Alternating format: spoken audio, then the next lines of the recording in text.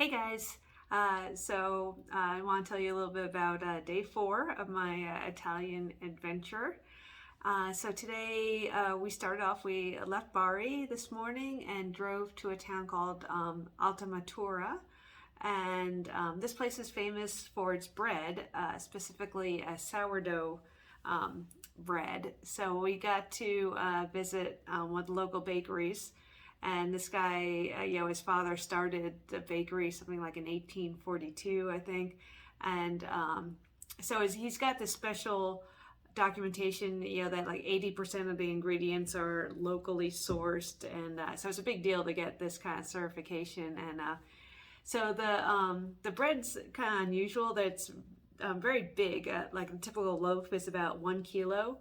And so they bake them in these big stone ovens and with oak wood. And so we of course got to do a little bit of a tasting. And so that was pretty awesome.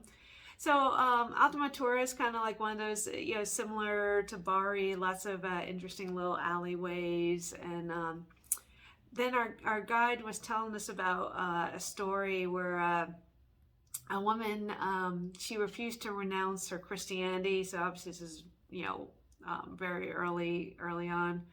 And so she refused to renounce it. So they cut off her breast. And now the town is famous for its little breast-shaped pastries. Now, clearly I missed some important parts of this story.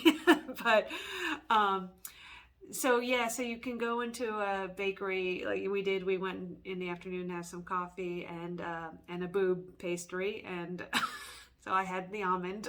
It was quite good, I will say. Then after that, we left town and went to this really interesting castle called Castel del Monte. And it was built by Frederick II. And he, this was around 1240. So he was quite the rock star in these parts. Just to give you a little background, he went off to fight in the Sixth Crusade, and basically kept coming up with excuses not to kill people because he just didn't want to. So he got excommunicated. So came back and then went to hung out in Jerusalem for a while and actually got to know, the Muslims and Jews. And he decided that we all really need to live in peace and harmony. And he just wasn't going to kill anyone in the name of religion. So he actually got excommunicated again. And but anyway, so he came back to this region, and so he built this castle, and it's got an octagonal courtyard inside, and it's surrounded by 8 towers, and each tower is octagonal. So had the thing for the number 8, I guess. It's like a white stone, and it's really different from any castle that you've ever seen before.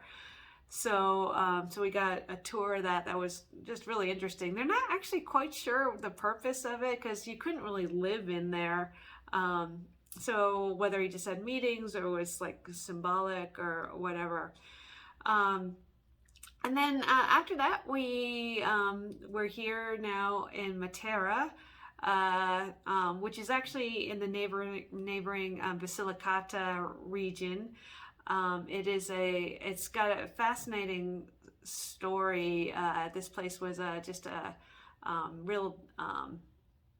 People were just living in horrid conditions in these caves, and what happened was a journalist came through in I think it's 1950s, 1960s, and he wrote a book. He stayed and wrote a book called Christ Stopped at Eboli. Eboli is the neighboring town, or the last train stop before you get to Matera. And the meaning of the book is that, not that the people here were godless, is that humanity stopped in Eboli because the people who were living here were in absolute squalor. So the government, the book kind of got well known, and then it became an embarrassment that people in Italy were living like this. So the government finally came through and kind of moved them all out, rehoused them. And then years later, some of the people that were kids when they were rehomed came back when they were like in college and started kind of exploring their old home, which was now completely abandoned, and just started cleaning it up, and in it just rediscovering it, and then more and more people got involved, and this place went from being an embarrassment to being named the European Cultural Center of the Year in 2019. So pretty cool. I'm actually sitting here in a cave hotel. This is you can see kind of the room behind me. So tomorrow we're going to go on a tour of Matera, and it should be absolutely fascinating. The bad news is that the Wi-Fi here is pretty bad, so I'm probably not going to be able to post this tonight. So you may be getting a couple all together probably after I leave Matera in a couple days. So that's it for now. Arrivederci.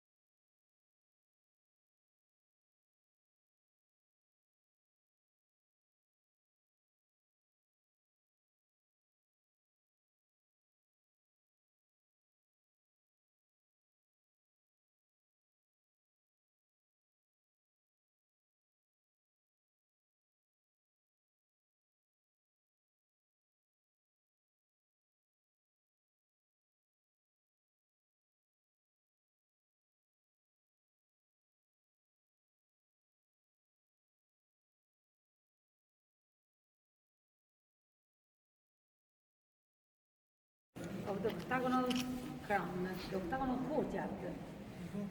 Two closed walls, 8 octagonal, 8 trapezoidal shaped rooms round us, down, 8 up. So similar that at one point you will